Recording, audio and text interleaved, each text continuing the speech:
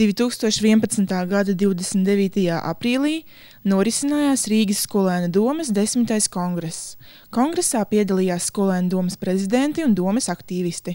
Kongresu atklāja Rīgas domes izglītības, kultūras un sporta komitejas priekšsēdētāja Eiženija Aldermane. Latvijai ir vajadzīgi līderi. Un ir vajadzīgi jauni līderi, ar jaunu domāšanu, ar jaunu pieeju, ļoti aktīvu līderi.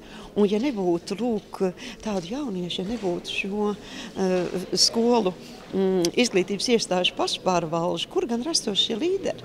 Kongresa laikā jauniešiem bija iespēja iepazīties ar Rīgas skolēnu domes turpmāko darbības stratēģiju un darba plānu. Tāpat jaunieši atskatījās uz pagājušā gada paveikto, sveica aktīvākās Rīgas skolēnu pašpārvaldes un ievēlēja jaunu prezidentu. Nākamajā sezonā, tas ir, godīgi sakot, jau atkarīgs no jaunā prezidenta. Noteikti, ka būs vasarā 1. jūnijā būs pasākums pie Arēnas Rīga. Diezgan plašs pasākums, noteikti, ka paliks tradīcija 1. septembrā mācību gada atklāšanas pasākums, un tad lielākā daļa pārējo pasākumu jau būs atkarīgi no jaunā prezidenta un jaunās valdes.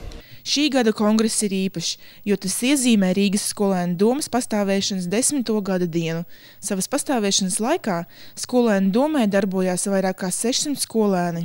Skolēni piedalījās izglītības sistēmas uzlabošanā un skolēnu pašpārvalžu attīstībā.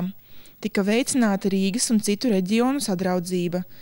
Rīgas skolēnu domes jaunieši sevi raksturo kā aktīvus un idejām pilnu jauniešu kopu, kas īsteno savas idejas un ar vislielāko atdevi cīnās ar jauniešu pasivitāti. Man pietrūkst informācijas pašlaik, kad es atbildu par izglītības lietām Rīgā. Kāda īstenībā ir sadarbība starp pašpārvaldēm dažādās skolās?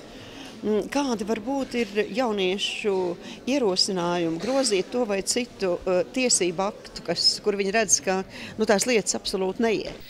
Šādi jaunieši izaug par līderiem un darīt spējošiem cilvēkiem, nevis paliek pasīvo patērētāju lokā, kas varbūt vēlas mainīt kaut ko, bet vienkārši to nedara. Dažādu iemeslu pēc. Šie jaunieši jau no bērnības mācās rīkoties un beidzot darīt, nevis tikai runāt.